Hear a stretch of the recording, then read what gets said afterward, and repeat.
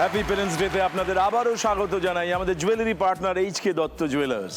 আমার কাছে আসতে বলো, একটু ভালোবাসতে বলো, বাহিরে নয় ভিতর জলে ভাসতে বলো, আমার কাছে আসতে বলো, ভীষণ ভালোবাসতে বলো। এই মঞ্চ সেই ভালোবাসার মঞ্চ। আপনারা চান বলে সবাই এখানে ভালোবাসার গল্প বলতে আসেন, আনন্দের গল্প বলতে আসেন। সেই সঙ্গে কখনো কখনো আনন্দাশ্রুও ঝরতে আমরা দেখি। আর সেই ভালোবাসার মঞ্চে আজকে আমাদের মাতাতে আসছেন দেবলীনা।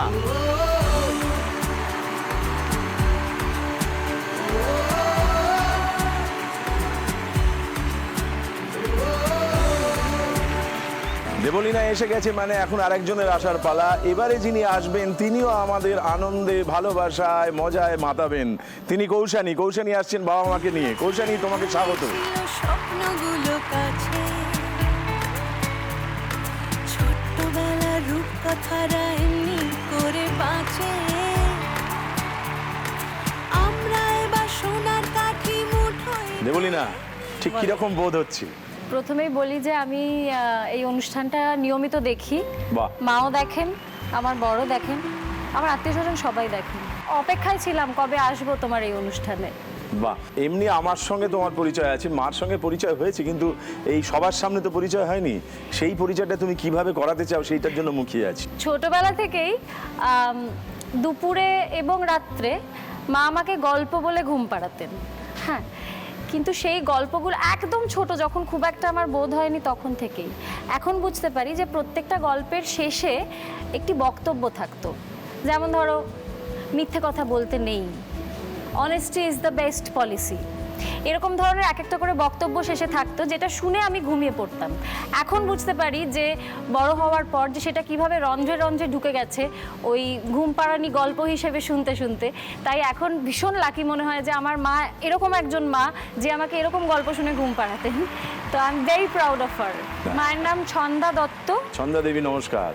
তবে মায়ের আরেকটা নাম আছে। আচ্ছা। মা লেখেন, লেখার সময় মা চন্দ্রলেখা দত্ত নামটিই ব্যবহার করেন। আচ্ছা, বেশ। আজকে কি বললে আপনি খুশি হবেন? চন্দ্রলেখা না ছন্দা? কোন নামে আজকে ডাকলে আপনি খুশি হবেন?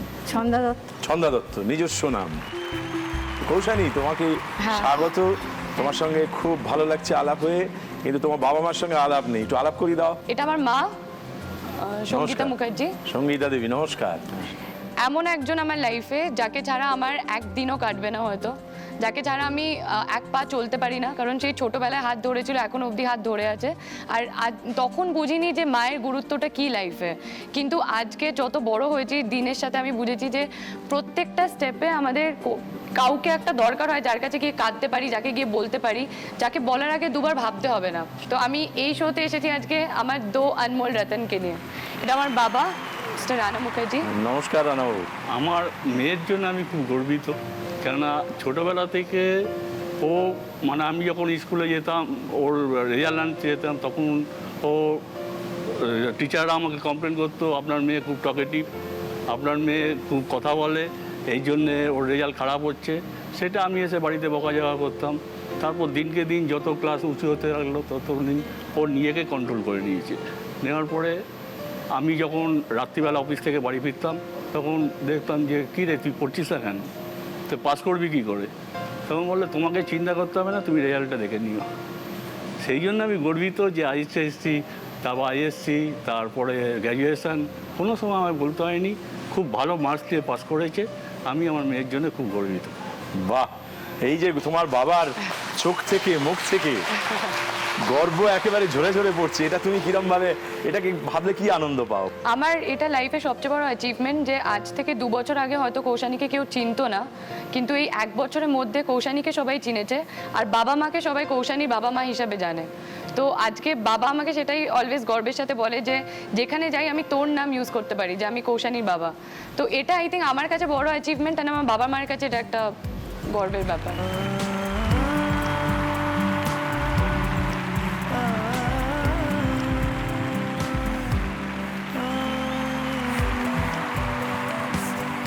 আমরা এখানে একটা ইচ্ছে পূরণের খেলা খেলি। তোমাদের দুজনের কাছেই জানতে চাইবো তোমাদের প্রথম ইচ্ছেটা কি? আমার মায়ের হাঁটুতে গোড়ালিতে বেশ ব্যথা, তো এক ধরনের ফুট ম্যাসাজ হয়, অটোমেটিক ফুট ম্যাসাজ, যেটা আমার মাকে আমি গিফট করতে পারলে খুব খুশি হব। মায়ের বেশ আরাম হবে আর কি। তাহলে বাহ, ভারী সুন্দর ইচ্ছে, এটা অবশ্যই পূরণ করতে হবে। তোমার প্রথম ইচ্ছে কি? যবে থেকে পড়াশোনা একদম ফুল ফ্লেজেড স্টার্ট হয়ে যায়, সেই মা যে মানে নিজের পেছনে খুব মানে টাইম দিত আগে, যে মা সাজতো বা এখন সেইগুলো মানে প্রায় অনেক বছর মা সাজা এগুলো সব বন্ধ করে দিয়েছে, সাজা গোজা। তো আমি চাই আমার মাকে সাজতে দেখতে। মেকআপ কিট মায়ের জন্য, হ্যাঁ। বাহ। কিন্তু যে বিজয়িনী হবেন তাকে আর একটা বিশেষ ইচ্ছে পূরণ করতে হবে, এবং সেটা আজকের সর্বশ্রেষ্ঠ ইচ্ছে, সেটা আমাদের সকলের হয়ে। আমাদের আশেপাশে এই যে আমাদের পাশে মা বাবা বসে আছেন, কিন্তু অনেকের পাশে তাদের সন্তানেরা নেই, তাদের সহায়তা দেবার লোক নেই। তারা একটু উষ্ণতা চান, ভালোবাসার একটা হাত চান। যমুনা সাহা দৈনিক 20 টাকা পারিশ্রমিকে একটি স্কুলে পরিচালিকার কাজ করতেন, কিন্তু একটি দুর্ঘটনায় একটি চোখ সম্পূর্ণভাবে এবং অন্যটি আংশিকভাবে দৃষ্টি হারায়। 3 মেয়ের বিয়ে হয়ে গেছে, তাও মায়ের খোঁজ খবর নেওয়ার প্রয়োজন বোধ করে না। 15 বছর হয়ে গেল আমার চোখ হারালাম, তারপরে আস্তে আস্তে এই চোখটাও দেখছি ধীরস্থির হয়ে যাচ্ছে। 4 মেয়ে বাবা, একটি মেয়ে আমাকে দেখে, 4-5 রকম ওষুধ খাই, ওষুধ পয়সা নেই, লোকে একটু দেয় তবে আমার চলে। আর কি বলো বাবা, ওই মেয়ে একটুখানি আনে খেটে খুঁটে, ওই খায় আমি খাই। আমার ঘরে কিছু নেই, আমার ঘরে চাল ডাল যদি দেন তো খুব ভালো হয়।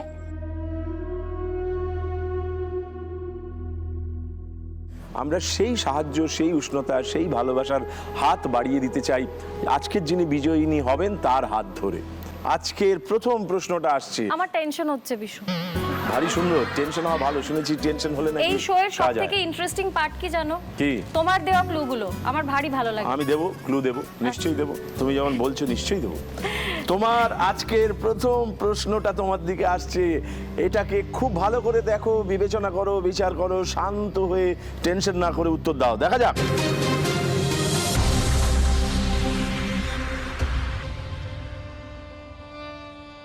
নৈনিতাল থেকে প্রায় 22 কিলোমিটার দূরে এই ছোট্ট শহরটি বিখ্যাত বিশাল এই প্রাকৃতিক জলাশয়ের জন্য। মনোরম আবহাওয়া এবং শান্ত নিরিবিলি পরিবেশের জন্য এই পর্যটন স্থানে সারা বছর পর্যটকদের আনাগোনা থাকে। কথিত আছে পাণ্ডবদের বনবাসের সময় দ্বিতীয় পাণ্ডব এই স্থানে আসেন এবং অনুমান ভীমেশ্বর মহাদেব মন্দিরটি সেই সময় নির্মিত হয়। অনুমান করা হয় প্রাচীনকালে নেপাল ও তিব্বত যাওয়ার সিল্ক রুট এই শহরের মধ্যে দিয়ে গিয়েছিল, তাই যুগ যুগ ধরে পথিক বণিক পরিব্রাজকদের কাছে বিশ্রামস্থল হিসেবে এটি বিশেষ পরিচিতি লাভ করে। বিশাল এই জলাশয়ে শীতল জলের উপর দিয়ে নৌকাবিহার পর্যটকদের কাছে অন্যতম আকর্ষণ। এই পর্যটন কেন্দ্রের নাম কি? এই পর্যটন কেন্দ্রটির নাম কি? কতগুলি পরিচয় দেওয়া হলো, তার থেকে ক্লু দেওয়া আছে। লেকটার নাম জানতে চাইছো না স্থানের নাম? পর্যটন কেন্দ্র হিসেবে জায়গাটিকে আমরা যেভাবে যে নামে চিহ্নিত করে রাখা আছে সেই নামটা জানতে চাইছি।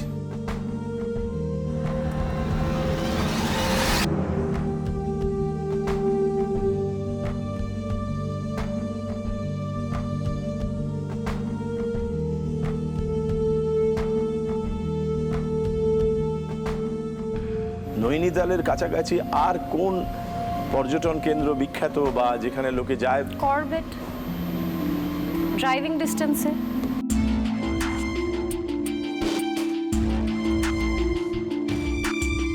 এখানে কিছু ক্লু দেওয়া ছিল। ভীমতাল কি? করবেট তো নয়। নৈনিতালের কাছাকাছি কত কিলোমিটারের মধ্যে এটা বললো? নৈনিতালের কাছাকাছি, এইটা মাথায় রাখো। কথিত আছে পাণ্ডবদের বনবাসের সময় দ্বিতীয় পাণ্ডব এই স্থানে আসেন এবং অনুমান ভীমেশ্বর মহাদেব মন্দিরটি সেই সময় নির্মিত হয়। ভীমতাল। কি কারণে? ক্লু ছিল একটা, রামায়ণ। করবেট নয়। এই মুহূর্তে যে ছবিটা আমার সামনে আমি দেখতে পাচ্ছি তাতে ভীমতালই হবে। আমার মনে হয় করবেট হলে একটু একটু জঙ্গল, একটু পশু দেখতে পেতাম হয়তো। তুমি গেছো এই জায়গাটায়? করবেটে গেছি আমি। ভীমতালে যাও, অথচ এখন তুমি যেতে চাইছো। কি সাহস! তুমি চ্যালেঞ্জ করতে চাও? না, তুমি যে ভীমতাল বলেছো সেই উত্তরটা ঠিক হলো না ভুল হলো আমরা এবার যাচাই করে নেবো। দেখা যাক।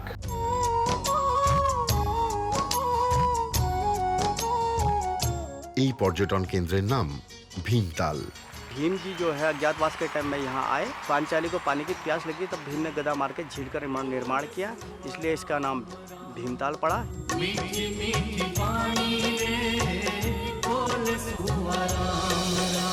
জয় ভীম জি কি জয়। তুমি একেবারে সঠিক উত্তর দিয়েছো, শুভেচ্ছা, অভিনন্দন এবং ধন্যবাদ।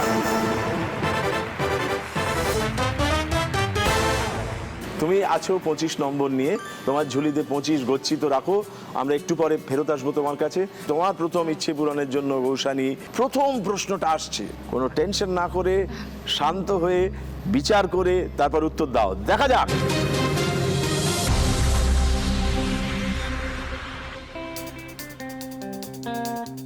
আজকে একটা স্পেশাল ডিশ বানিয়ে দেখাবো।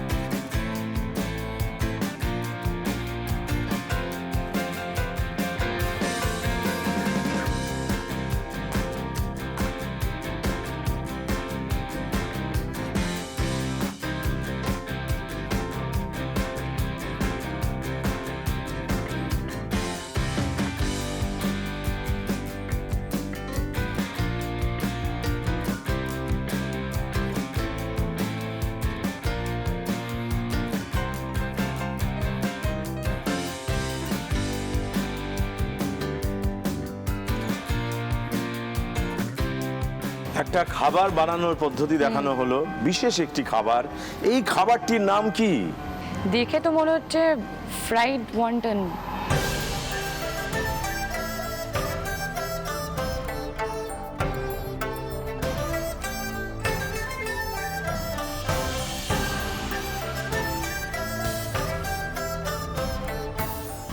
I think it's fried wonton. Chinese খেতে খুব ভালোবাসি, তো মনে তো হচ্ছে ফ্রাইড ওয়ান্টন চিকেন। বেশ, তুমি কি চ্যালেঞ্জ করতে চাও? না না, ঠিকই বলছো। গ্রেভিটা না থাকতেও আমি চ্যালেঞ্জ করতাম, কিন্তু গ্রেভিটা দেখে আমার মনে হচ্ছে ঠিক বলছে। গ্রেভিটা না থাকলে আমি অন্য একটা নাম বলতাম। তুমি কি নাম বলতে? মোমো বলতাম গ্রেভিটা না থাকলে। তুমি চ্যালেঞ্জ করছো না? না, বরাবরই ভীতু প্রকৃতির লোক তুমি। একদম ভীতু নই। তুমি বলছো তুমি ভীতু না? তুমি কি আমার চ্যালেঞ্জ করতে বলছো? আমি বলছি না, আমি জিজ্ঞেস করছি তুমি সাহসী না ভীতু, এইটা জিজ্ঞেস করছি। এই প্রশ্নের উত্তরটা আমি দিতে পারি। বলো। আমার ফেভারিট স্পোর্ট হচ্ছে স্কুবা ডাইভিং, বাহ। আর আমি আগামী দিনে করতে চলেছি স্কাই ডাইভিং। বাহ, অনেকে আছে স্কুবা টুবা করে কিন্তু আরশোলা দেখলে এমন চিৎকার করে আমি মনে হয় বাগে। আরশোলা দেখলে ভয় পাই। আমি ঠিক বলেছি?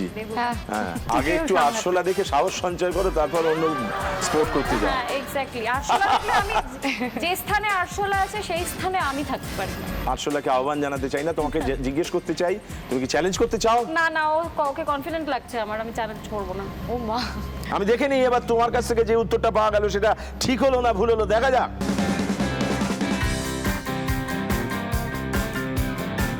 এটা একটা চাইনিজ ডিশ, এটাকে বলা হয় চিকেন ওয়ান্টন।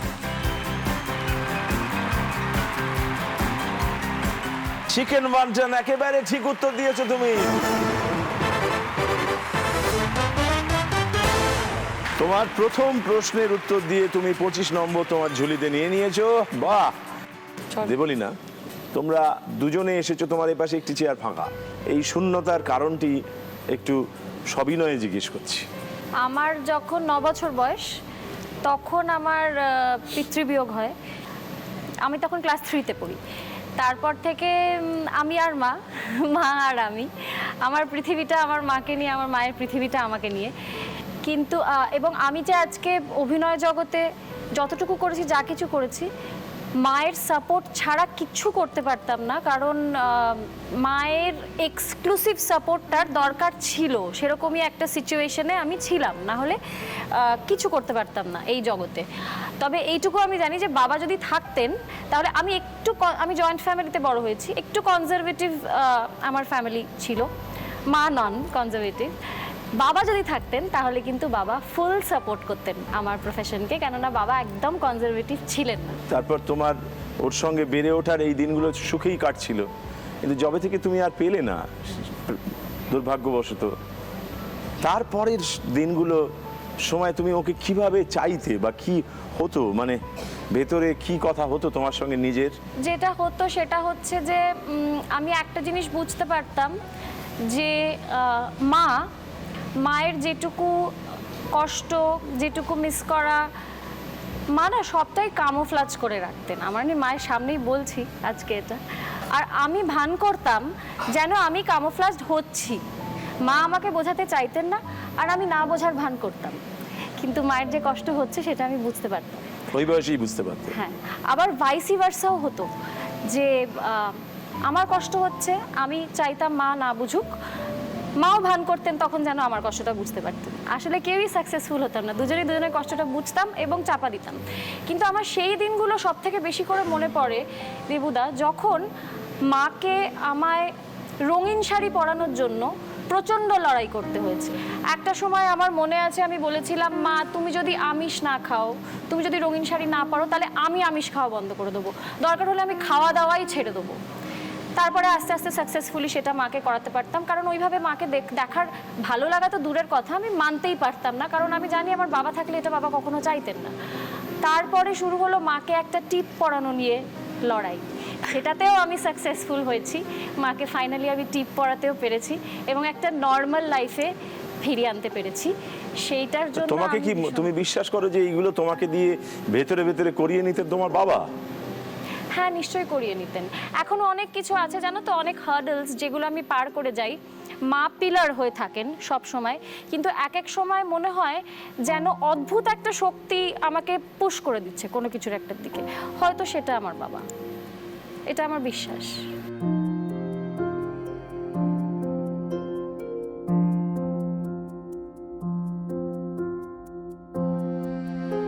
কারণ আমি যখন প্রথম দিন সাদা শাড়ি লাল পাড় পরে অনুষ্ঠান করলাম, সেই অনুষ্ঠানে আমার বড় যা ছিলেন, তা আমি ওনাকে দেখেছিলাম কাঁদতে। তাহলে খুশি হয়েছিলেন আমার জেঠিমা মাকে দেখে? আমার ধারণা এগুলো আমরাও নিজেদের মনের ভেতরে একটা করে বাধা তৈরি করে রাখি, আর বলি অন্যেরা, ভাঙতে তো নিজেকেই হয়। যেমন করে আপনার মেয়ে ভেঙে চলেছে একটার পর একটা, কিন্তু আপাতত মায়ের জন্য একটা ইচ্ছে পূরণ করবার কথা তুমি বলেছো, সেই ইচ্ছে পূরণের একেবারে দোরগোড়ায় দাঁড়িয়ে আছি আমরা প্রথম পর্বের দ্বিতীয় প্রশ্নটা তোমার দিকে এগিয়ে দেব। তুমি প্রশ্নটাকে গ্রহণ করো, বিচার করো, বিবেচনা করো, তারপর উত্তর দাও। দেখা যাক।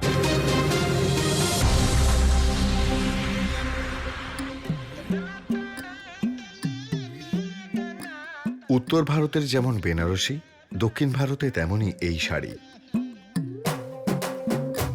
হিন্দু পুরাণ মতে স্বয়ং ভগবানের বস্ত্র যারা বুনতেন, বংশানুক্রমে তাঁরাই নাকি এই শাড়ি বুনে থাকেন। গুণগত দিক থেকে এই শাড়ির রেশম যেমন উৎকৃষ্ট মানের, তেমনি দেখতেও খাসা। এর বুননও একেবারেই ভিন্ন ধাঁচের, তার উপর নানা রকম ডিজাইন তো আছেই।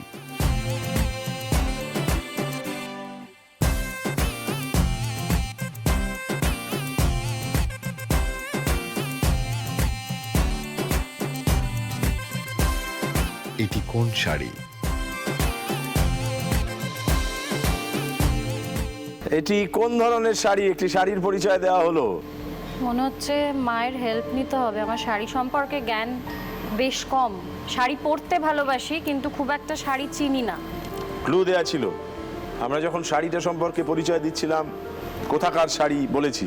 হ্যাঁ, তা বলেছো। সেইটা ধরে এই ধরনের শাড়িকে আমরা কি বলে থাকি?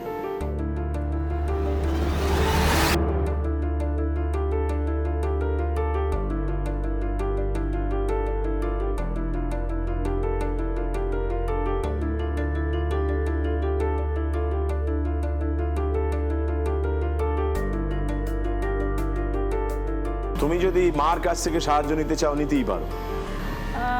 সাউথ সিল্ক বলে কি এটাকে? তুমি যদি নিশ্চিত হও তাই নেব। বা কাঞ্জিভারম,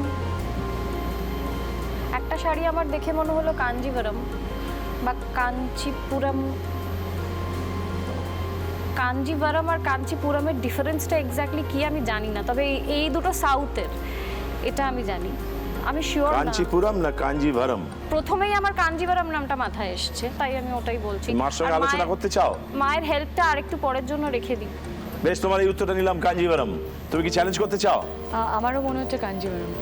বেশ, তোমার কাছ থেকে যে উত্তরটা পাওয়া গেল সেই উত্তরটা যদি ঠিক হয় তুমি প্রথম ইচ্ছে পূরণ করে ফেলতে পারবে, তুমি পৌঁছে যাবে 50-এ। আর যদি ভুল হয় তাহলে তুমি 25-এ দাঁড়িয়ে থাকবে। এবারে আমরা যাচাই করে নিই তুমি যে উত্তরটা দিলে সেটা ঠিক হলো না ভুল হলো, দেখা যাক। তামিলনাড়ুর কাঞ্জিপুরম এলাকায় এই শাড়ি তৈরি হয়। এটি কাঞ্জিভারম নামে পরিচিত।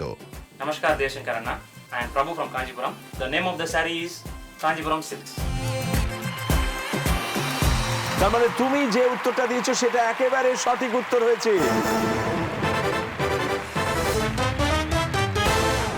এবং সেই সঙ্গে তুমি পৌঁছে গেছো 50 নম্বরে। তুমি যে উত্তরটা দিলে তার আগে তুমি বলছিলে কাঞ্চিপুরম, কাঞ্চিপুরমে সিল্কটা তৈরি হয়, জায়গাটার নাম, আর শাড়িটা সেইখান থেকে হয়, সেই শাড়িটাকে আমরা কাঞ্জিভারম নামে জানি। তুমি পৌঁছে গেছো মায়ের একটা অন্যরকম ইচ্ছে পূরণে। সেই প্রথম ইচ্ছে পূরণের উৎসব করব আমরা, উদযাপন করব। এসো সামনে এসো। তোমরা ছিলে বলেই ছিল স্বপ্নগুলো কাছে, ছোট্টবেলার রূপকথারা এমনি করে বাঁচে। আমরা এবার সোনার কাঠি মুঠোয় তুলে নিই, আজ তোমাদের স্বপ্নগুলো সত্যি করে দিই। কৌশানী, এবার আমার পালা। এবার আমার পালা। পাশে মা বাবা বসে আছে। ও বাবা। হ্যাঁ, এই যে বললেন ওই বাবা, মানে এটা কি বাবা মাকে তুমি কোনোদিন ভয় পেতে? যখন আমি ছোট ছিলাম আমিও জয়েন্ট ফ্যামিলিতেই মানুষ হই, আর ওখানকার পরিবেশটা এরকম ছিল যে ঠাম্মা কি ঠাকুরদা অলওয়েজ বাবাকে বলতো, বিকজ আমি যখনই ছোট জামা পরতাম বা আমি ডান্স করতাম, আমিও ফেস্টে আমি খুব নাচতে খুব ভালোবাসি। নানান ধরনের জামা কাপড় পরা নিয়ে অনেক ইস্যুস হয়েছে, যেটা অনেক সময় হয়তো বাবা রুখে দাঁড়াতে পারেনি, বিকজ জয়েন্ট ফ্যামিলির অন্য লোকেরা, হ্যাঁ, তোমার আত্মীয়রা, তারা বিরক্ত, জেঠি জেঠু কাকা কাকি ওরা একটু হয়েছে। বেশি মানে পজেসিভনেস বা কনজারভেটিভিজম দেখাবে। আর মা সেই পিলারটা যে অলওয়েজ আমার জন্য লড়েছে, না ও নাচবেই। আমার উপর তাদের অনেকটা মানে বিরক্ত মানে রাগ হয়েছে, কিন্তু আমি তাদেরকে বলেছি যে আমার মেয়ের সাথে আমি গেছি, আমি নিজে হাতে করে তাকে সেই জায়গায় নাচতে রিহার্সাল করতে দিয়ে এসেছি, সেই জায়গায় দেখে এসেছি আমার মেয়ে করবে, আমি তাকে বিশ্বস্ত জায়গায় দিয়ে এসেছি। মা আমার কাছে এতটাই মানে ক্লোজ, বাবাও আমার কাছে ক্লোজ, কিন্তু অনেক কিছু হয় যেগুলো আমি মেয়ে হিসেবে হয়তো বাবাকে গিয়ে দুম করে বলতে পারবো না, কিন্তু মাকে আমি মানে বললাম না, মানে সেটা যদি কোনো বয়ফ্রেন্ড কেসে হয় মা জানে, বাবাকে হয়তো বলতে পারবো না। আবার বাবার সাথে যেমন খুনসুটি বেশি, ভালোবাসাও বেশি, তো মানে আবদারও বাবার কাছেই সব। তো বাবা আমার প্রত্যেকটা আবদার রেখেছে, কিন্তু অনেক সময় হয়েছে যখন বাবা আমাকে কিছু বোঝাতে এসেছে আমি সেটার গুরুত্বটা বুঝিনি যে বাবা কেন বলছে আমাকে, কিন্তু আমি তাতে রিয়াক্ট করে মাকে বলেছি, বলে দাও বাবাকে আমার এরকম বাবা চাই না। হ্যাঁ, তো এটার জন্য ভাবি আজকে আমি বলছি কান ধরে, প্লিজ ক্যামেরার সামনে সবাই দেখছে, আই এম সরি। আমি ঠাকুরকে এখনো এটাই বলি যে আমাকে এরকমই বাবা মা দিও। এরকম হচ্ছে আমি যত আবদার করেছি, যেহেতু আমি একমাত্র সন্তান, তো আমি যা আবদার করি আমি বাবা হয়তো একমাত্র সন্তানের সুযোগটা নাও মাঝে মাঝে নেই, মিথ্যে কথা কেন বলবো, নেই। মানে যেটা আমি সবচেয়ে বেশি আবদার করি পুজোর সময়, পুজো আসা মানে আমাদের বাড়িতে হচ্ছে একটা মানে বিশাল ব্যাপার। আর এরকম একটা আমার এটা একটা রুল অ্যাকচুয়ালি বলতে পারো, আমার 20টার নিচে জামা হয় না পুজোর। এই জন্য বাবা মাঝে মাঝে বলে তুই তো মানে মেনটেনেন্স কস্ট বিশাল হাই, তো তোকে যে বিয়ে করবে আমি তার কথা ভাবি। বাবা এই চিন্তায় পাগল হয়ে যায়, বাবা তো আমাকে হ্যান্ডেল করে না, কিন্তু তার কি হবে। তাহলে তো এরকম লোক খুঁজতে হবে নাকি? আছে এরকম লোক? হ্যাঁ, পেয়ে যাবে। মানে সেটাও তুমি দায়িত্ব নিয়ে নিয়েছো? মা বাবার সম্মতি ছাড়া কোনোদিনই কিছু করবো না লাইফের, এত বড় ডিসিশন তো নেবোই না। কিন্তু তাকে তো ওটা জিজ্ঞেস করবে যে 20টার উপর জমা দিতে হবে প্রত্যেকবার। সে মানে আমার সাথে ঘুরতে ঘুরতেই বুঝে যাবে এক্সপেন্সিভ জিনিস। এবার তোমাকে জিজ্ঞেস করি, সে মানুষটা খুব ভালো হলো কিন্তু 20টা দিতে পারলো না তোমাকে, তুমি কি তাকে নেবে না? হ্যাঁ, নেবো। তুমি এই যে তোমার বাবা মাকে পেয়েছো, এরা যদি ঠিক 20টার বদলে 18টা দিত, কোনো বছর 16টা দিত, কোনো বছর 10টা দিত, তাহলে কি তুমি এই বাবা মাকে আগের মতোই ভালোবাসতে? নেক্সট জন্মে আমি যদি মা বাবা চাই তাহলে যেন এই মা বাবাই পাই, কারণ আমার এটা আফসোস থাকবে হয়তো মনে যে আমি 20টা নিচে জামা পেলাম, কিন্তু এটা কোনোদিন থাকবে না যে বাবা নিশ্চয়ই কোনো অসুবিধা হচ্ছে তাই দিতে পারেনি। এটা নিয়ে আমি কোনোদিন মানে যেদিন সফট হার্টেড, বোঝালে বুঝে যায়। তাহলে কেউ কি এখন তোমায় বোঝাচ্ছে? তুমি এরকম ফাঁসাবে আমাকে? আমি কি তোমায় ফাঁসাচ্ছি? না না, স্পেশাল বন্ধু ওরমভাবে নেই, বাট মানে এত তাড়াতাড়ি করারও ইচ্ছা নেই, কারণ এটা আমার মানে ক্যারিয়ারের প্রথম ধাপ বলতে পারো। তো আমি সবে আমার ক্যারিয়ারের দিকে এগিয়েছি, তো সেই ক্ষেত্রে আমি এখন কাজে মন দিতে চাই, অ্যান্ড কাজটাই আমার কাছে সব। অ্যাক্ট্রেস হওয়ার আগে অ্যাকচুয়ালি আমি টিচার ছিলাম, আমি পড়াতাম। হ্যাঁ, হ্যাঁ।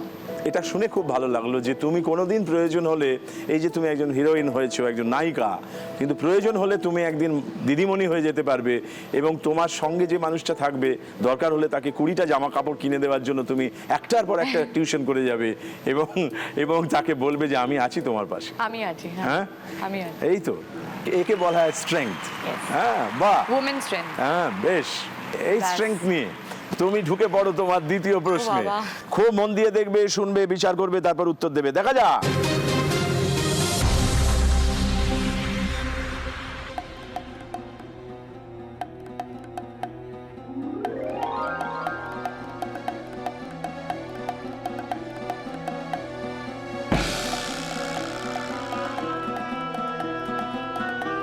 এই যে ছবিটা আমরা দেখলাম, এইটা দেখে তোমার কি কথা মনে আসছে, কি বলতে ইচ্ছে হচ্ছে?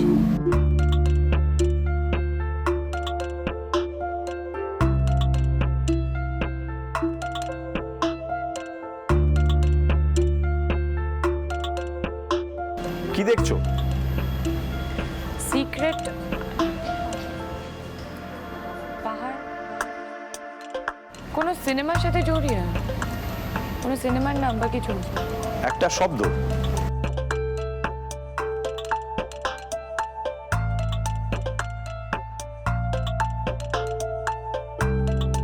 দেবলীনা, ভালো করে দেখো, তুমি চাইলে চ্যালেঞ্জ করতে পারো যদি কোনো মাথায় উত্তর আসে। মানে একটা পাহাড়, কিন্তু তার উপরে সিক্রেট লেখা। পাহাড়, তার উপরে সিক্রেট লেখা। সিক্রেট লেখা আছে।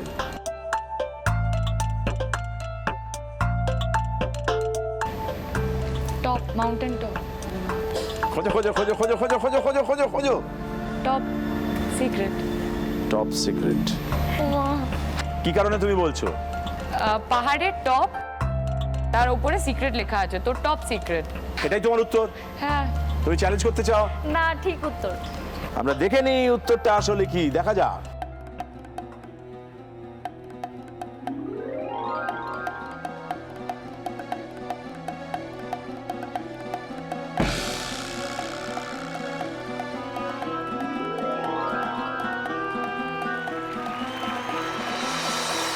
টপ সিক্রেট, একেবারে ঠিক উত্তর দিয়েছো তুমি। শুভেচ্ছা, অভিনন্দন, ধন্যবাদ।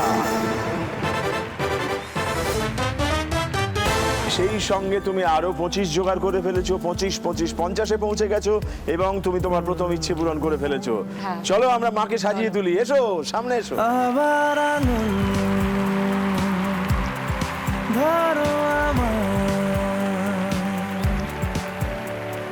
বেরিয়ে আসি চলো আমায় কেবল। আমার foundation studio fix nail polish, এটা তোমার খুব পছন্দ হবে কালার। লিপস্টিক, শিমার, এটা হচ্ছে লিকুইড ফাউন্ডেশন, আই শ্যাডো, সব আছে। ধরো আমার।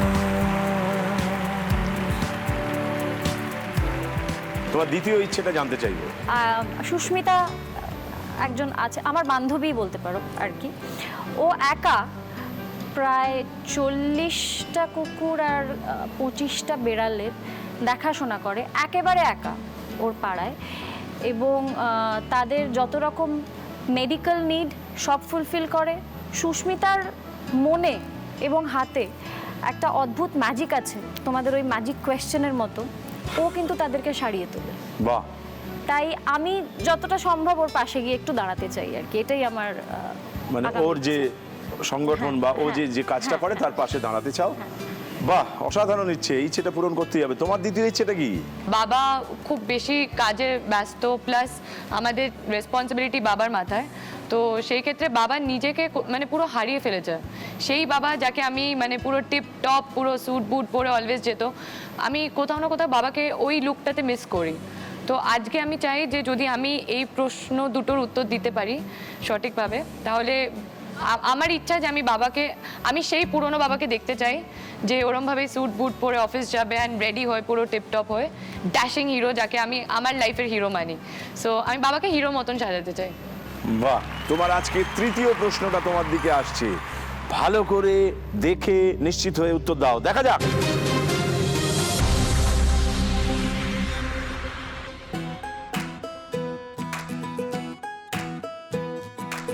নিউ মার্কেটে একবার বাজার না করলে কলকাতা দর্শন সম্পূর্ণ হয় না।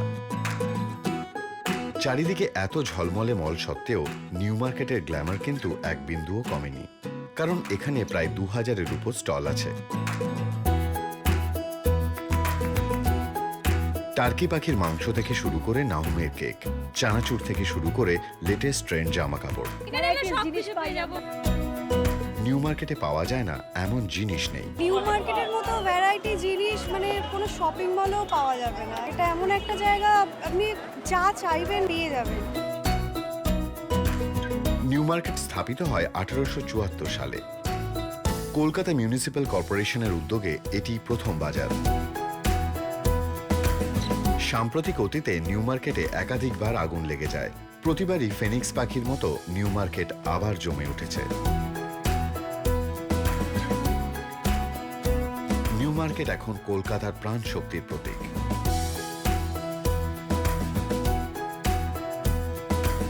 নিউ মার্কেট আরেকটি কি নামে পরিচিত? এই যে নিউ মার্কেটকে আমরা নিউ মার্কেট বলে ডেকে থাকি, এটি আরেকটি নামে খুবই পরিচিত। এই নামটি কি?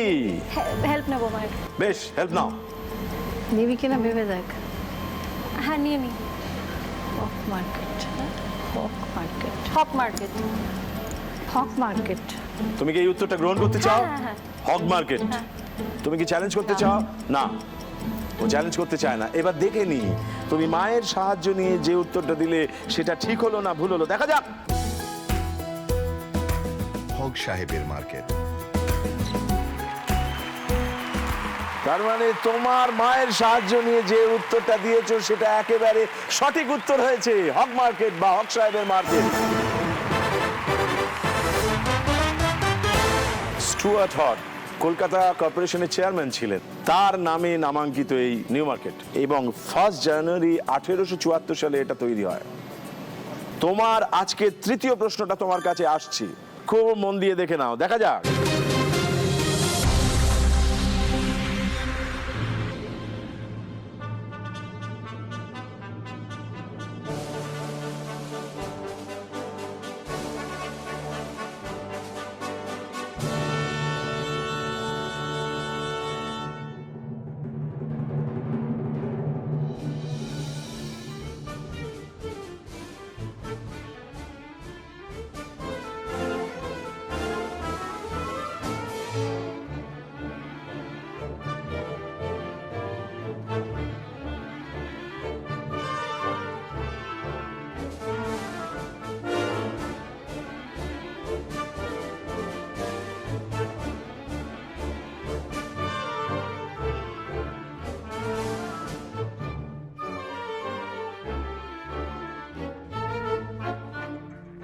তিনটি ছবি তোমাকে দেখানো হলো, এইটা থেকে একটা শব্দ খুঁজে পেতে হবে, সেই শব্দটা এই তিনটে ছবির সঙ্গেই মিলে যাবে।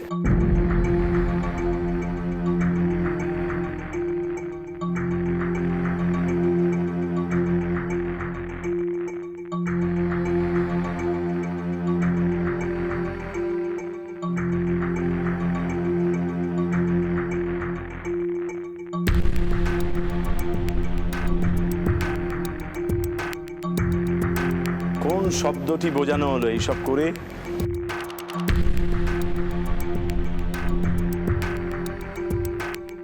আঙুল। যেমন কি করে? আঙুলের ছাপ, আঙুল দিয়ে রিড করে আঙুলের চাপ? হ্যাঁ, ছাপ ছাপ ছাপ। ভয় হচ্ছে এটা, দাঁড়াও। আঙুল দিয়ে আমরা রিডগুলোকে মানে বাজাই, আর আঙুল দিয়ে ঘি খাই। আঙুল আমার মনে হচ্ছে। মনে হচ্ছে তোমার? যদি এটা ঠিক হয় তুমি 25 পাবে, যদি ভুল হয় 50-এ দাঁড়িয়ে থাকবে। তুমি এরকম ভুলের দিকে যাচ্ছ। তুমি কি চ্যালেঞ্জ করতে চাও? ও তো সব ঠিক বলছে, কি করে চ্যালেঞ্জ করব? তুমি চ্যালেঞ্জ করতে চাও না? বেশ, তোমার এই উত্তরটা নিলাম, এবার দেখা যাক তোমার উত্তরটা ঠিক হলো না ভুল হলো।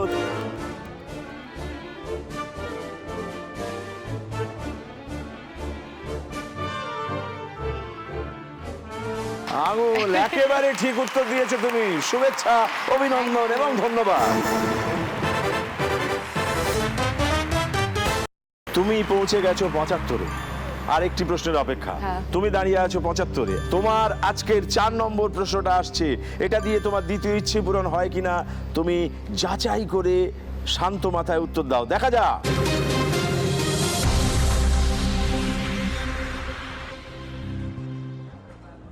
আদা, হ্যাঁ, আদা ছাড়া কোনো রান্নার স্বাদ খোলে না।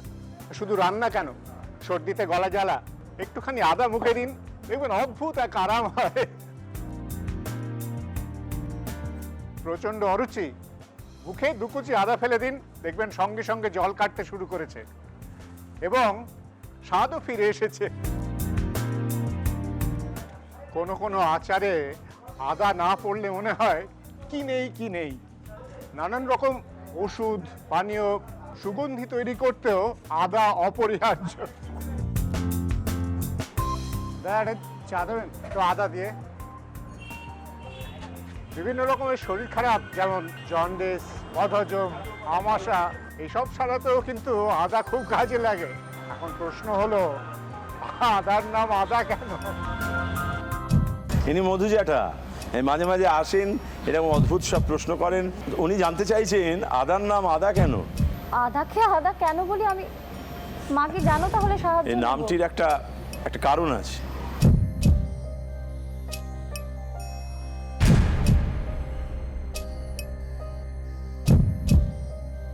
এই উত্তরটা গেস করার উত্তর একেবারেই নয়, সেটা বুঝতে পারছি। মানে আমাকে জানতে হবে উত্তরটা, তবেই আমি দিতে পারবো, আন্দাজে ঢিল মারলে হবে না।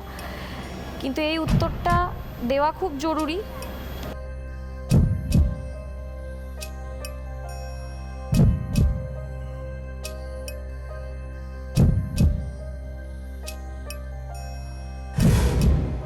এটা আমি জানি না। এটা আমরা গলায় আদা রাখি কেন?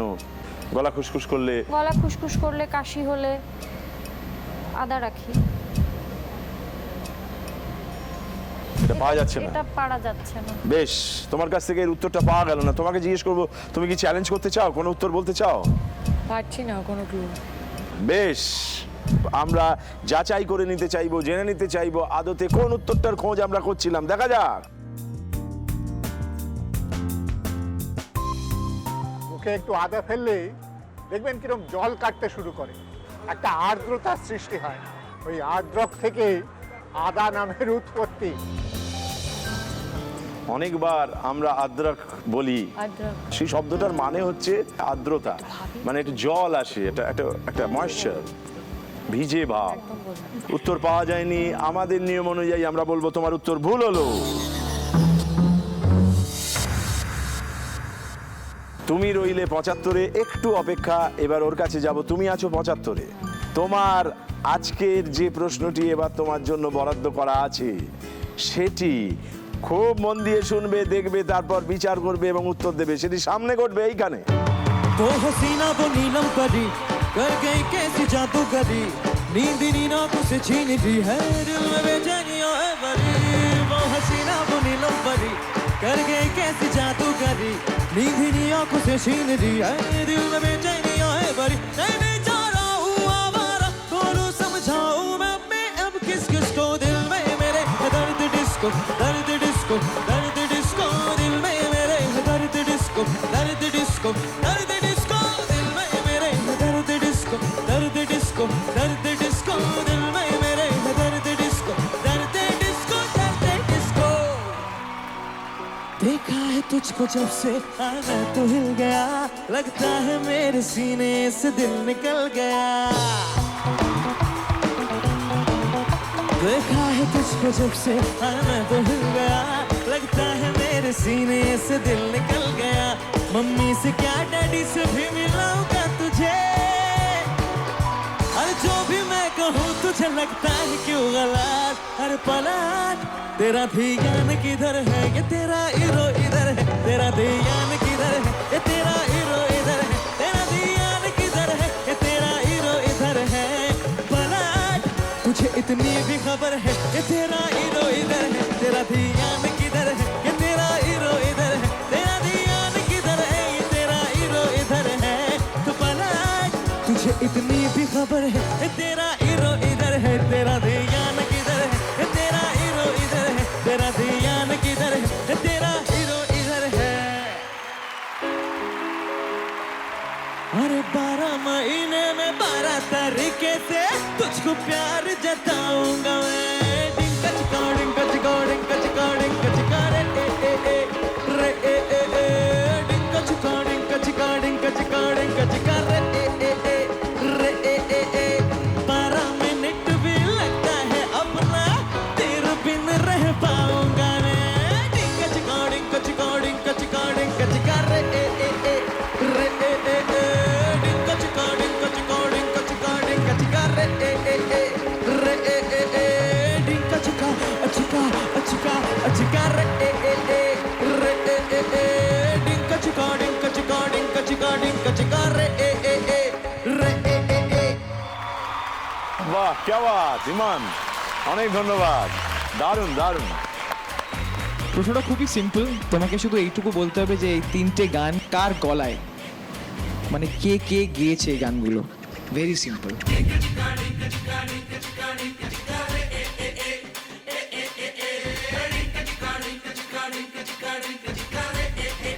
দেবলীনা তুমি ভাবতে থাকো, আমরা ছবির নাম জানতে চাই না, আমরা সুরকারের নাম জানতে চাই না, আমরা গায়কের নাম জানতে চাই। প্রথম গানটা কি ছিল মনে আছে? দর্দ দে ডিস্কো, কিন্তু ওটার মিউজিক ডিরেক্টরটা গীত singer singer Vishal Shekhar point मैं तेरा हीरो तेरा ध्यान किधर है तेरा हीरो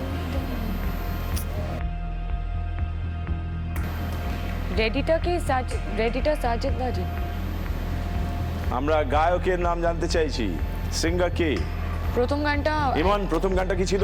দর্দ দে ডিস্কো, বিশাল শেখর। দ্বিতীয় গান? দ্বিতীয় গান হচ্ছে তেরা হিরো ইধর। এইটাতেই তো গেছি। কে? প্রীতম কি? প্রীতম। তৃতীয় গান? বিশাল শেখর। বেশ, তোমার কাছ থেকে এই উত্তর পাওয়া গেল, তুমি কি চ্যালেঞ্জ করতে চাও? আমার মাঝখানেরটা নিয়ে কনফিউশন, তাই আমি চ্যালেঞ্জ করছি না। বেশ, ও চ্যালেঞ্জ করছে না, অতএব তোমার উত্তর যদি ঠিক হয় তুমি তোমার দ্বিতীয় ইচ্ছে পূরণ করে ফেলবে।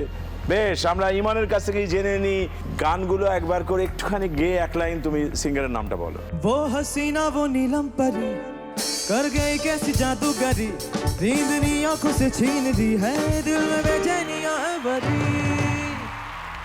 Very popular Sukhvinder Singh ji. देखा है तुझको जब से हाय मैं तो हिल गया लगता है मेरे सीने से दिल निकल गया। देखा है तुझको जब से हाय मैं तो हिल गया लगता है मेरे सीने से दिल निकल गया। The very popular Arijit Singh। और 12 महीने में 12 तरीके से तुझको प्यार। মিকা সিং। মিকা সিং। অতএব তোমার কাছ থেকে যে উত্তর পাওয়া গেল সেটা ভুল হলো। তুমি আছো 75, আমরা চার্জ হয়ে নেব। ইমান, তুমি যদি 2 লাইন শুনিয়ে দাও যে কোনো গান। रंगपुरी दी रंग रंगीली लड़की छैल छबीली उससे चंचल ने निकटा ओए चंचल ने निकटार दे उसका रूप बड़ा हथियार ओए उसके रूप से कत्ल हुए तो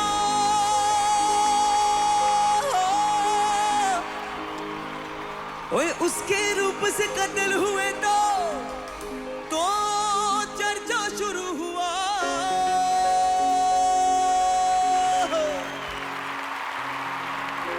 ओए उसके रूप से कत्ल हुए तो चर्चा शुरू हुआ। नगाड़ा नगाड़ा नगाड़ा बजा नगाड़ा नगाड़ा नगाड़ा बजा नगाड़ा नगाड़ा नगाड़ा बजा नगाड़ा नगाड़ा नगाड़ा बजा नगाड़ा नगाड़ा नगाड़ा बजा ओए नगाड़ा नगाड़ा नगाड़ा बजा नगाड़ा नगाड़ा नगाड़ा बजा। তোমার 25 নম্বর পেলেই তুমি পৌঁছে যাবে 100-তে।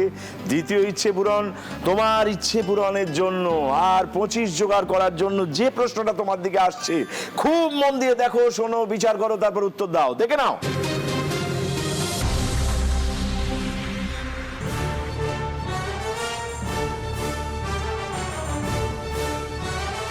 এই ছবিটা দেখে তোমার কি কথা মনে পড়ছে? বর্ডার, তুমি কি বলবে? India Pakistan border. ভালো করে দেখো, এখানে কিছু ইঙ্গিত দেওয়া আছে।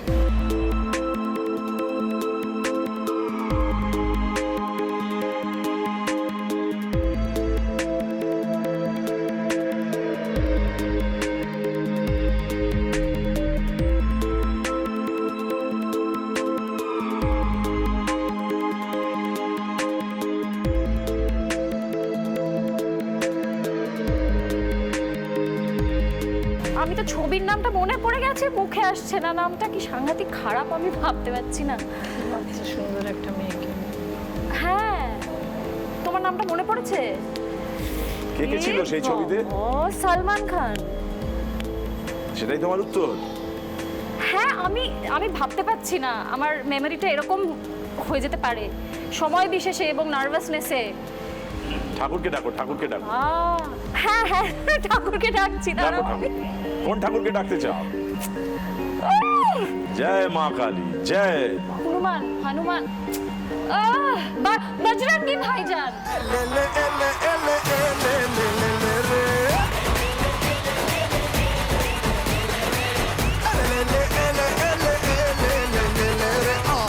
তোমার উত্তরটা জানতে চাই। বজরঙ্গী ভাইজান। কেন? এইটাই ছবিতে এই সিনটা ছিল, যেটা একটা প্রচন্ড মজার সিন ছিল, ভেরি ওয়েল পারফর্মড একটা সিন, যেখানে মাটির তলা দিয়ে সলমান বাচ্চাটিকে নিয়ে বারবার যাওয়ার চেষ্টা করছিল এবং তার সঙ্গে অনেস্টলিও বলার চেষ্টা করছে, তুমি কিভাবে এসো না, আমি তো মাটির তলা দিয়ে এসেছি। তুমি কি চ্যালেঞ্জ করতে চাও? হ্যাঁ, এটাই ভেবে রেখেছিলাম বলবো। সুযোগ দিল না চ্যালেঞ্জ করার। আমরা দেখে নিই তোমার দ্বিতীয় ইচ্ছে পূরণ হলো কিনা, অর্থাৎ তোমার উত্তরটা ঠিক না ভুল। দেখা যাক।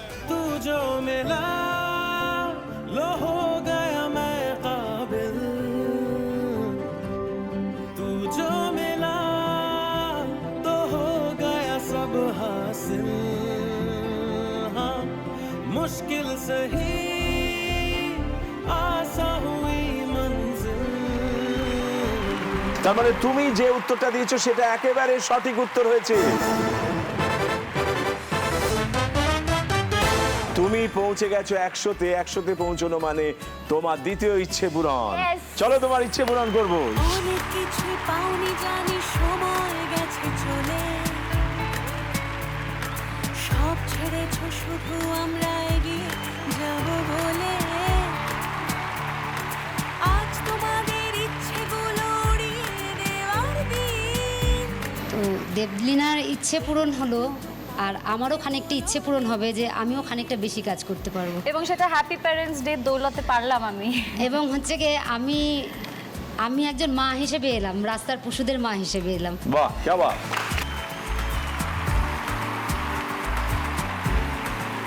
এটা এইচকে দত্ত জুয়েলার্সের তরফ থেকে একটা বিশেষ হার, এটা মাকে পরিয়ে দাও।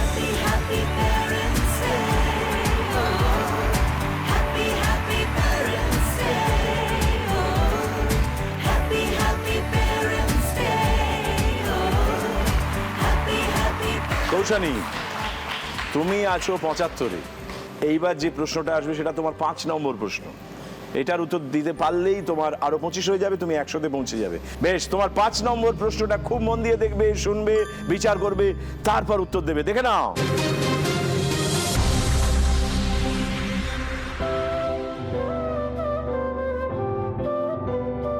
শুধু হিরে নয়, মুক্তোর জন্য এই শহরের খ্যাতি দীর্ঘদিনের, অথচ শহরটি সমুদ্র থেকে ঢের দূরে অবস্থিত। শহরের বাইরে চন্দনপেট নামক জায়গায় মুক্তো শিল্পের কাজ চলে। বহু পরিবার এই শিল্পের কাজে যুক্ত। মুক্তোর বিস্তৃত বাজার থাকার কারণে শহরটিকে বলা হয় সিটি অফ পার্লস বা মুক্তোর শহর। এটি কোন শহর? এই শহরটিকে আমরা কি নামে চিনি? এটি কোন শহর?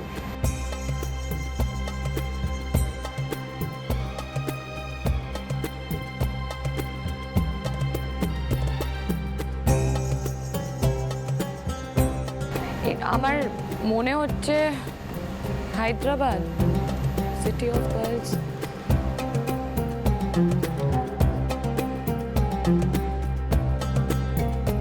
হায়দ্রাবাদ মনে হচ্ছে। চ্যালেঞ্জ করতে চাও? তোমার এই উত্তরটা নিলাম, ভুল হলো না ঠিক হলো আমরা বিচার করে নি, দেখা যাক। এই মুক্ত শিল্পের সমৃদ্ধির নেপথ্যে নিজামদের বিশেষ অবদান ছিল। সিটি অফ পার্লস বলা হয় হায়দ্রাবাদকে। এক গাল হাসি, হায়দ্রাবাদ। তুমি একেবারে ঠিক উত্তর দিয়েছো। আরো 25 জোগাড় করে ফেলেছো, ছিলে 75-এ হয়ে গেছে 100। চলো আমরা সেই উৎসব মঞ্চের দিকে যাই। চলি বাবার পায়ে পায়ে, আজও গাছে ঠান্ডা ছায়া ছেলেবেলার গায়ে। তোমরা পছন্দ হবে নিশ্চয়ই, হয়েছে তো? ঘড়ি বাবার ফেভারিট। তাই কখনো যা শেষ হবে না এমন ভালোবাসা। আজ দেখাও ক্যামেরায়। তোমরা জুতো আছে, তোমার পারফিউম। হতো অনেক বড়। এইচকে দত্ত জুয়েলার্সের তরফ থেকে একটা বিশেষ পুরস্কার। ছোট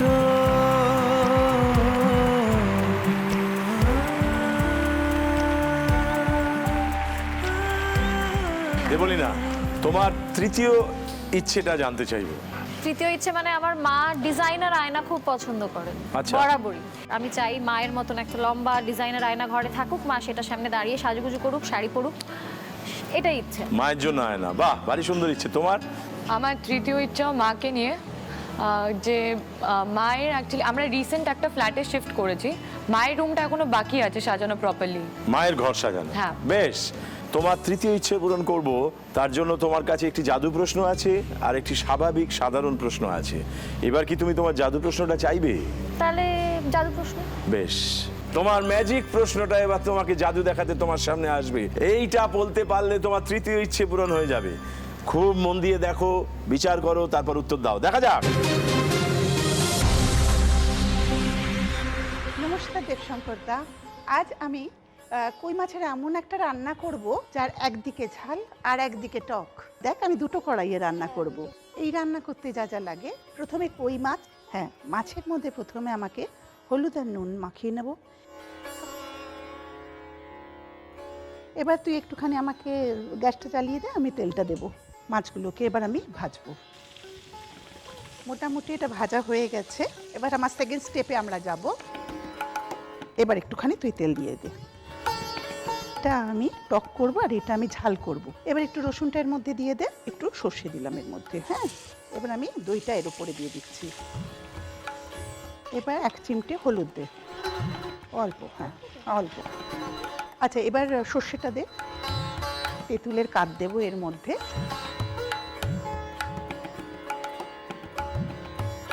এইবার একটা একটা মাছ এর মধ্যে আমি ছাড়বো। এইবার কি করব দেখ, এই যে এক সাইডে কিন্তু এর টকটা হয়ে গেছে, এই দেখ এবার হয়ে গেছে। আমরা দেখ কিভাবে তুলছি। এবার তুই লঙ্কাটা দে, এটা সাজানো হবে। দেবশঙ্কর দা, এই যে আমি কই মাছের রান্নাটা করলাম, একদিকে ঝাল আর একদিকে টক মিষ্টি, আপনি আপনার পার্টিসিপেন্টসদের জিজ্ঞেস করবেন এই রান্নাটার নাম কি? একটা টক ঝাল প্রশ্ন এসেছে তোমার কাছে। মায়ের প্রিয় মাছ। এই রান্নাটির নাম কি? বিশেষ একটি নাম আছে, সেই নামটি কি? আমি তো জানি না, মা জানো? আমি আরেকটা হেল্প নিতে পারি তোমার কাছে। হরগৌরী আর কে, হরগৌরী বা হরপার্বতী। কি উত্তর? হরপার্বতী মা বলছেন। মার কাছ থেকে সাহায্য নিয়ে তুমি বলছো এই প্রিপারেশনটার নাম হরপার্বতী বা হরগৌরী। হরপার্বতী বা হরগৌরী, হ্যাঁ। তুমি কি চ্যালেঞ্জ করতে চাও? আমার কোনো আইডিয়া নেই। বেশ, তোমার উত্তরটা ঠিক হলো না ভুল হলো আমরা এবার যাচাই করে নিই, দেখা যাক। কি রান্না করছিলেন? এত সুগন্ধ। আজকে কই মাছের হরগৌরী করেছি।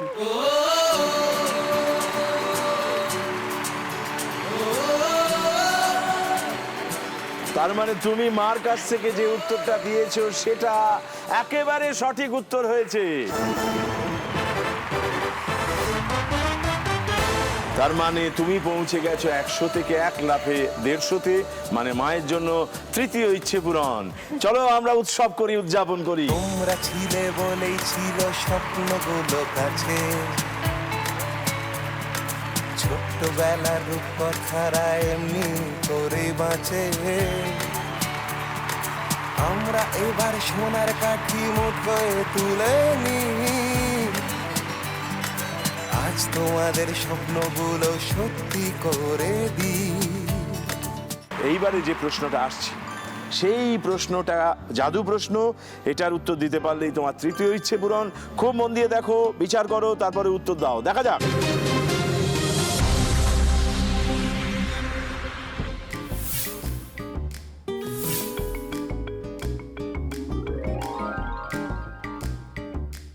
চারটে ছবি এসেছে হাতের, এর মধ্যে কোনটা বেশি চেনা?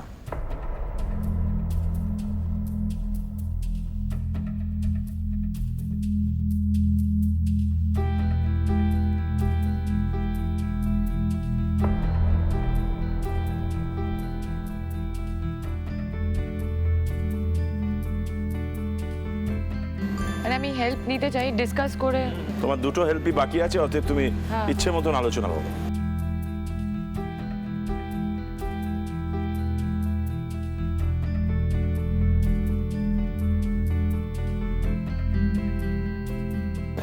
একটা মুঠো, মুষ্টিবদ্ধ হাত, একটা বুড়ো আঙুল, একটা হাতের তালু, আর একটা ভিক্টরি।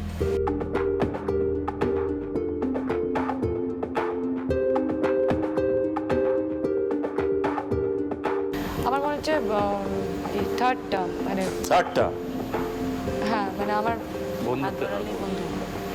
দেবলীনা যদি চ্যালেঞ্জ করতে পারো তাহলে তোমার 50। আমার মনে হচ্ছে থার্ডটাই সঠিক। কথাটা ব্যাখ্যা করতে হবে, শুধু 3 নম্বর বা 2 নম্বর বা 1 নম্বর বললে হবে না। কি বলবো, ভিক্টরি। তোমাকে হাতের তালুর মধ্যে চিনি। হাতে তালুর মতো চিনি? দুনিয়াটাকে আমি হাতের তালুর মধ্যে চিনি। আমি দুনিয়াটাকে হাতের তালুর মতো চিনি, সেই জন্য আমি এইটাকে নিচ্ছি 3 নম্বরটাকে। তুমি কি চ্যালেঞ্জ করতে চাও? বেশ, দেখা যাক তুমি তৃতীয় ইচ্ছে পূরণ করতে পারলে না পারলে না।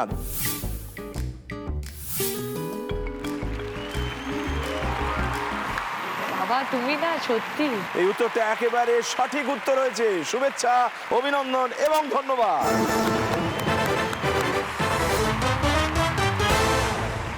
এবং সেই সঙ্গে তুমি পৌঁছে গেছো 150 করা মানে তৃতীয় ইচ্ছে পূরণ।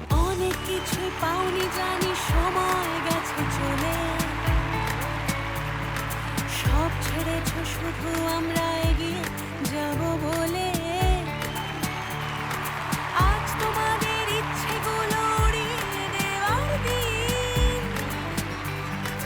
এইটুকু তো পারবো কেবল অনেকখানি ঋণ। দেবলীনা, আমরা দাঁড়িয়ে আছি চতুর্থ ইচ্ছের দোরগোড়ায়। তোমার চতুর্থ ইচ্ছেটা কি? বেড়াতে যাওয়া। বেড়াতে যাওয়া একসাথে মাকে নিয়ে। মাকে নিয়ে কোথায় বেড়াতে যেতে চাও? সেটা পরে। লাক্ষাদ্বীপ, বাহ, দারুণ জায়গা। মা সমুদ্র খুব ভালোবাসে, প্লাস ওখানে হোয়াইট বিচ আছে, সেটা মাকে দেখাতে চাই। এই জন্য তোমার কাছে একটি প্রশ্ন পড়ে আছে, অতএব তোমার সামনে সুযোগ থাকছে তোমার নিজের প্রশ্নের উত্তর দেওয়া এবং ওর জন্য যে একটা প্রশ্ন আছে সেটাকে চ্যালেঞ্জ করা। তবেই তুমি 200-এ পৌঁছে যাবে, চতুর্থ ইচ্ছে পূরণ করে ফেলতে পারবে। তোমার ক্ষেত্রেও তাই। তোমার চতুর্থ ইচ্ছেটা কি? আমার চতুর্থ ইচ্ছা, মা বাবা যাতে আবার সেই, মানে আমাকে বড় করতে গিয়ে আমার পড়াশোনার পেছনে মা বাবা এতটাই সময় দিয়েছে যে কোথাও না কোথাও নিজেদেরকে হারিয়ে ফেলেছে। সেই নিজের সময়টা নিজেরা একসাথে, কারণ সব ট্রিপেই আমি আছি মা বাবার সাথে, তো কখনো কখনো আমারও মনে হয় যে আমি কাবাব কা হাড্ডি। তো ওটা আমি চাই না। আমি এবার বড় হয়ে গেছি, তো আমি চাই যে আমার মা বাবা আলাদা ঘুরতে যাক, আলাদা সময় কাটাক, আলাদা সেই চার্মটা ফেরত পাক যেটা ছিল ওদের দুজনের মধ্যে। তো আমি মা বাবাকে একটা মানালি ট্রিপে পাঠাতে চাই।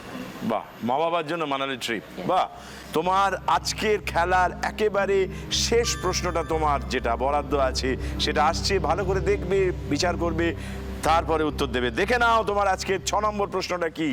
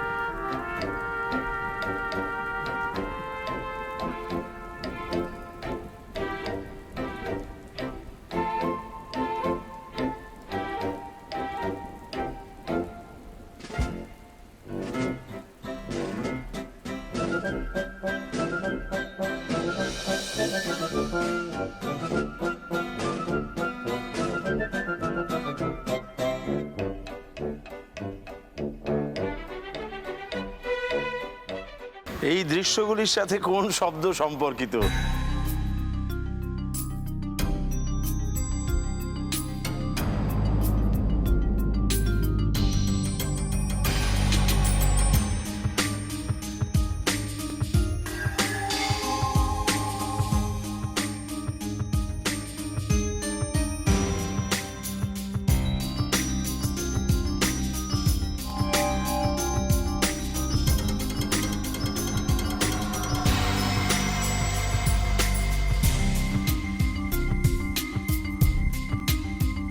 প্রথমটা তো জানলা, বৃষ্টির ছাঁট আসছে, জানলা দিয়ে বৃষ্টির ছাট।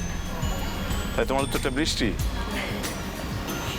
মার সঙ্গে কথা বলার সুযোগ কি আছে তোমার? দুটো সাহায্যই বোধহয় চলে গেছে। না, সুযোগ নেই। সুতরাং আর সুযোগ নেই, তুমি একাই ঠিক করো। মা আর সাহায্য করবে। শিক। কি কারণে? কারণটা বলো। এটা যদি এটা শিক কাবাব মনে হচ্ছে আমার দেখে। হ্যাঁ, তাহলে কারণটা কি? শিক কাবাবের শিক, জানলার শিক আর ছাতা শিক। তুমি যদি এটা উত্তর হিসেবে দাও আমি নিতে পারি। তোমার উত্তর দাও, ফাইনাল উত্তর দাও। শিক। শিক। বেশ, তুমি কি চ্যালেঞ্জ করতে চাও? না, তোমার কাছ থেকে যে উত্তরটা পাওয়া গেছে শিক, সেটা এবার ঠিক না ভুল সেটা আমরা যাচাই করে নি, দেখা যাক।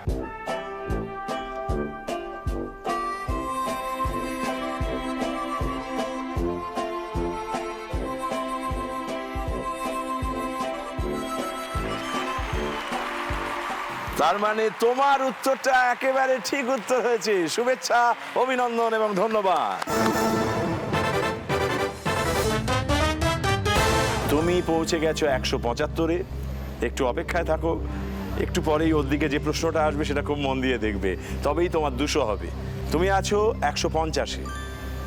তোমার ম্যাজিক প্রশ্ন হয়ে গেছে, শুধুমাত্র নিজস্ব সরাসরি একটি 6 নম্বর প্রশ্ন আছে। তোমার আজকে হয়তো চতুর্থ ইচ্ছে পূরণের সুযোগ নেই, কিন্তু আমি চাই তুমি এটা বলতে পারো। 6 নম্বর প্রশ্ন যেটা আছে সেটা কি ধরনের প্রশ্ন, দেখা যাক।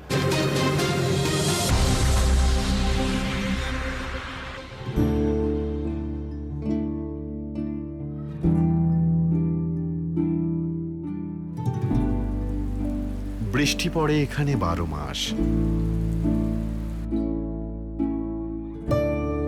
এখানে মেঘ গাভীর মতো চলে।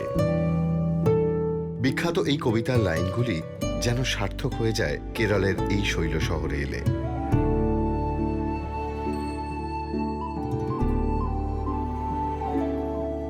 একদিকে বিস্তীর্ণ পাহাড় আর তার গায়ে চা বাগান। ঝর্ণা ঘেরা এই শহর তার চা বাগানের জন্য বিখ্যাত। এই শহরে মেঘেদের আনাগোনা লেগেই থাকে সারাদিন।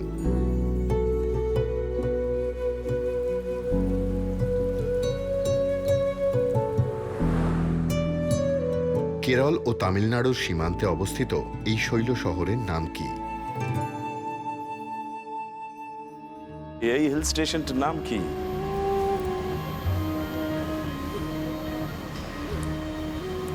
বলা হয়েছে কোথায়, কি ব্যাপার?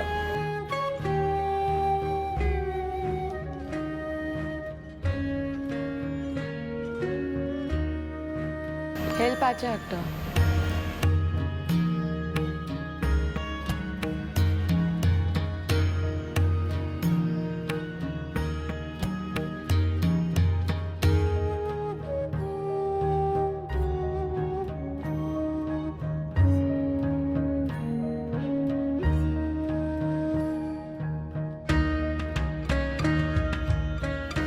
দেবলীনা, তুমি ভাবতে থাকো। তুমি যদি চ্যালেঞ্জ করতে চাও তাহলে তুমি 25 পাবে এবং তুমি তোমার চতুর্থ ইচ্ছেও পূরণ করে ফেলতে পারবে। আর তুমি ঠিক উত্তর দাও এবং 175-এ পৌঁছে যাও, তাহলে তুমি সমান সমান হয়ে যাবে।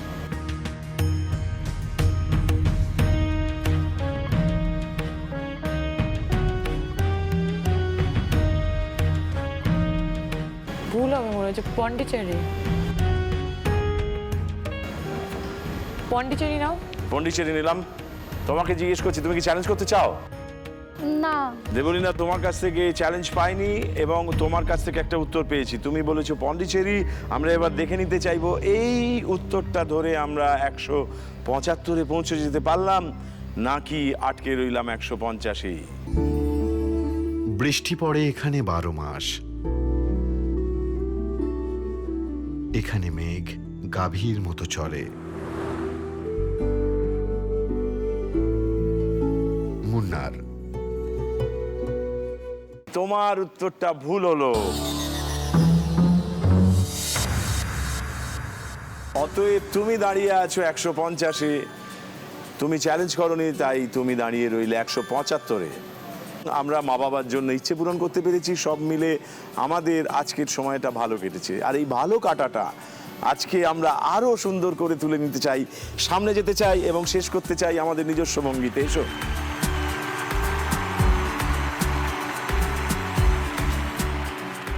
আজকের খেলায় তুমি কিঞ্চিত বেশি পয়েন্ট পেয়েছো, তাই আজকের উইনার দেবলীনা এবং কৌশানী, তোমাদের দুজনেরই জন্য কিছু পুরস্কার আছে, আমরা সেগুলো এখন তোমাদের হাতে তুলে দেবো। এইটা হ্যাপি পেরেন্টস ডে এর একটা ট্রফি, এটা তোমার জন্য। এটা এইচকে দত্ত জুয়েলার্সের তরফ থেকে একটা গিফট ভাউচার 5000 টাকার, এটা তোমার জন্য। এই ছবিটা এই অনুষ্ঠানের স্মারক হিসেবে তোমাদের বাড়িতে থাকতে পারে, মার হাতে তুলে দিলাম। আর এই শাড়িটা বিশেষ একটি শাড়ি, আদি মোহিনী মোহন কাঞ্জিলালের তরফ থেকে স্বর্ণালী কাঞ্জিলালের ডিজাইন করা, এটা তুমি তোমার মার গায়ে দিয়ে দাও। বাহ, ভীষণ খুশি হয়েছি আমি এই শাড়িটাতে লাল আছে সেটা দেখে। আর এটা শিলংয়ের হোটেল পোলো টাওয়ার্সের তরফ থেকে 2 nights 3 days একটা ফ্রি স্টে তোমাদের জন্য। রিয়েলি? Thank you. এখানে একটা এইচকে দত্ত জুয়েলার্সের তরফ থেকে 5000 টাকার গিফট ভাউচার আছে তোমার মায়ের জন্য। Thank you.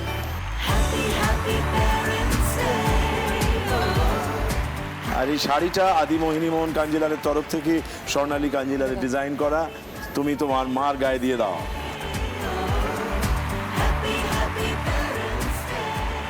আপনারা ভালো থাকবেন, সুখে থাকবেন, সুন্দর থাকবেন, দেখতে থাকবেন হ্যাপি পেরেন্টস ডে। শুভরাত্রি, ধন্যবাদ।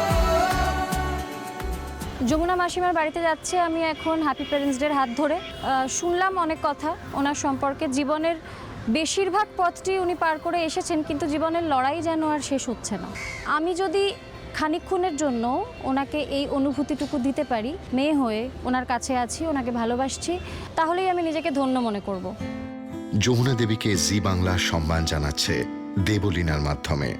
আগামী দিনে তোমার আর যা যা প্রয়োজন হবে, যেমন তোমার চোখের ট্রিটমেন্ট, রেগুলার বেসিসে যে ওষুধগুলো চলছে, আর সেগুলো যাতে ঠিক করে কাজ হয় তার জন্য ভালো করে পেট ভরে খাওয়া দাওয়া করতে হবে, পুষ্টিকর খাবার খেতে হবে। তুমি জানবে আজ থেকে তুমি আরেকটা মেয়েকে তোমার পাশে পেলে, আমি আছি পাশে সবসময়। মাসিমার সঙ্গে এই দেখা করার সুযোগ এবং ওনার পাশে একটু হলেও দাঁড়ানোর সুযোগ, ওনার হাতটা ধরার সুযোগ হ্যাপি প্যারেন্টস ডে যে আমাকে করে দিল, তার জন্য আমি সারা জীবন কৃতজ্ঞ থাকবো হ্যাপি প্যারেন্টস ডে এর কাছে। জি বাংলা হ্যাপি পেরেন্টস ডের মঞ্চ থেকে যমুনা দেবীর ইচ্ছা পূরণ করে দেবলীনা আসলে সম্মান জানালেন এই রকম অসংখ্য বাবা মা।